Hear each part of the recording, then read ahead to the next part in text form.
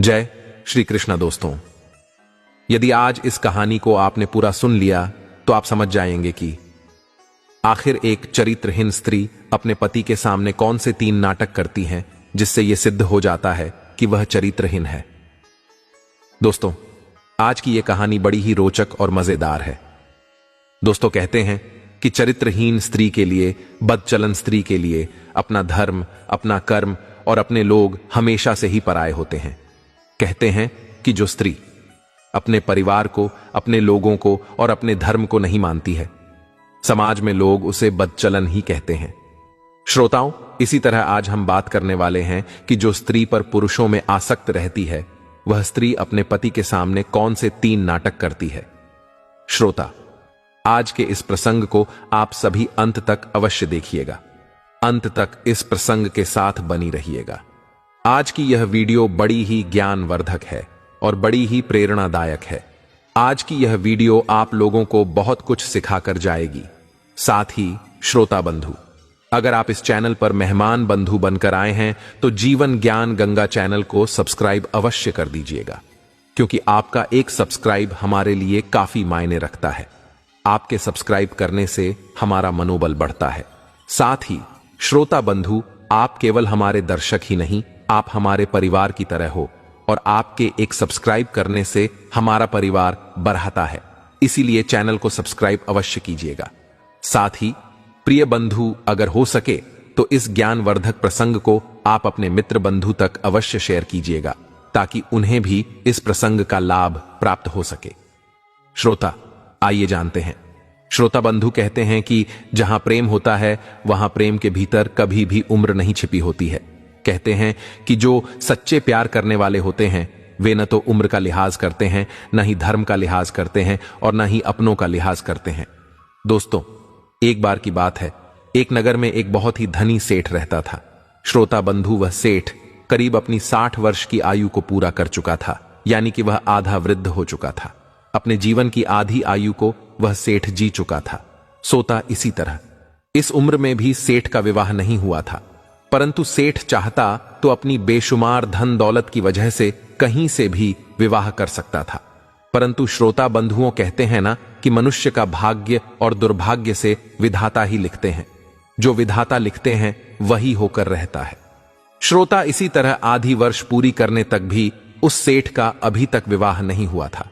उसके बाद में सेठ बहुत परेशान रहा करता था और जब सेठ पूरी 60 वर्ष की आयु पूरा कर चुका था तो सेठ बड़ा ही चिंता में पड़ने लग गया। सेठ सोचने लगा कि मेरे पास खूब धन है, धन दौलत की मेरे पास कोई कमी नहीं है, खूब सारा मेरे पास पैसा है और मैंने अपने जीवन में केवल धन ही कमाया है। परंतु अब मेरी आदि वृद्ध आयु हो चुकी है। अब मेरे मर जाने के बाद में मेरे इस धन दौलत को कौन संभालेगा? आखिर इसका असली हकदार कौन बनेगा? श्रोता बंधुओं, फिर इसी तरह गांव के कई बुद्धिमान लोगों से सेठ ने जब चर्चा की, सीट की उस चर्चा को लेकर, उन बुद्धिमान लोगों ने, उन वरिष्ठ लोगों ने सेठ को अच्छे अच्छे रिश्ते बताए और सेठ से कहा कि तुम विवाह कर लो और विवाह के बाद में जब तुम्हारे कोई पुत्र पुत्री होगी तो ही तुम्हारी इस पूरी जायदाद के असली हकदार बनेंगे। श्रोता बंधु, इसी तरह फिर सेठ के पास खूब सारा धन था। धन की सेठ के पास कोई कमी नहीं थी, तो सेठ अपने विवाह योग्य लड़की देखने के लिए चला जाता है। श्रोता, जब लड़की के घर सेठ जाता है और अपनी वधू को देखता है, अपनी पत्नी को देखता है, तो सेठ की पत्नी करीब 20 वर्ष की एक नई युवती, एक स्त्री थी, एक लड़की थी।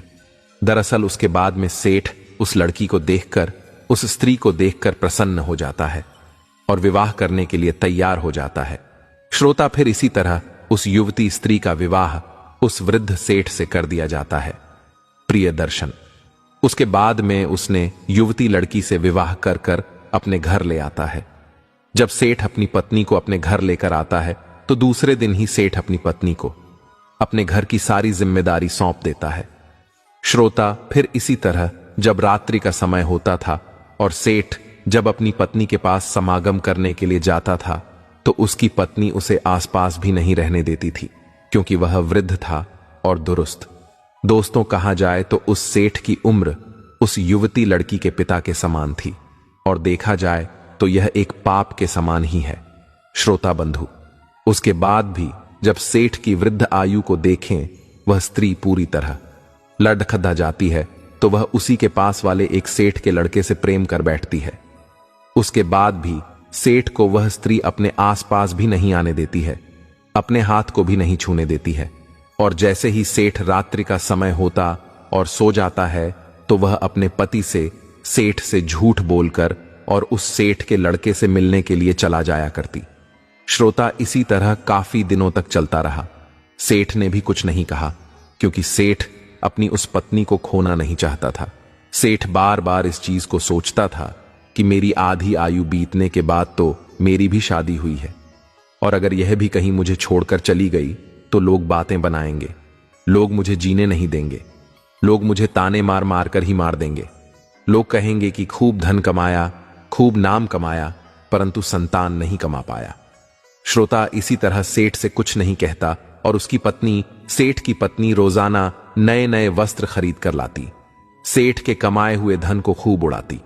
श्रोता, फिर जैसे ही सेठ अपनी पत्नी की लगाम कसने को करता, अपनी पत्नी को थोड़ा भी डांटता तो सेठ की युवती स्त्री, वह पत्नी उसे उसकी वृद्ध अवस्था का बार बार हवाला देती और उससे कहती कि अब तुम्हारी वृद्धावस्था हो चुकी है, तुम मेरे लायक नहीं हो, परंतु मैं तुम्हारे इस वृद्धावस्था में भी तुम्हारा साथ दे रही हूं, यही बहुत बड़ी बात है।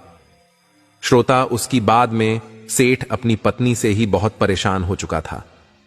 श्रोता बंधु, उसके बाद भी सेठ एक दिन जब अपने नगर में घूमने के लिए जाता है तो उसको उसके कई सारे वृद्ध मित्र मिल जाते हैं। जब सेठ को सेठ के मित्र मिलते हैं तो सेठ के मित्र सेठ से कहते हैं कि अरे भाई, तुम्हारी अभी अभी नई शादी हुई है, तुम्हारा अभी अभी विवाह हुआ है, परंतु तुम्हारी पत्नी तो रोजाना रात्रि को उस सेठ के बेटे के पास आती है, तो भाई आखिर ऐसा क्यों हो रहा है? प्रिय बंधु, उसके बाद में सेठ उनके पास और देर नहीं रुकता है। सेठ अपने मित्रों की इस बात को एक ताने के समान ही मानता है। उसके बाद में सेठ जैसे ही अपने घर आता है, अपनी पत्नी को देखता है, तो सेठ अपनी पत्नी से साफ शब्दों में कह देता है कि सुनो, अब मुझे तुम्हारे साथ नहीं रहना है और मैं चाहता हूं कि अभी और इसी वक्त तुम मुझे छोड़कर अपने घर चली जाओ, अपने पीहर चले जाओ। मैं जैसे पहले था मैं वैसे ही अब भी रह लूंगा। मैं केवल तुम्हें अपनी संतान को इस दुनिया में लाने के लिए लाया था, अपने इस वंश का वंशज चलाने के लिए लाया था, परंतु तुम मेरी इस विवाह करने की सबसे बड़ी गलती का फायदा उठा रही हो। श्रोता बंधु, उसके बाद में वह सेठ अपनी उस बदचलन पत्नी को वहां से भेज देता है और अपनी सारी जमीन जायदाद, अपने सारे धन को गरीबों में बांट देता है और फिर सादा जीवन जीने लगता है और भगवान की भक्ति में लग जाता है। श्रोता, वह बात करते हैं कि जब स्त्री गैर मर्दों से समागम मनाती है, गैर मर्दों से आसक्त होती है, तो अपने पति के सामने, अपने परिवार के सामने कौन से 3 नाटक करती है?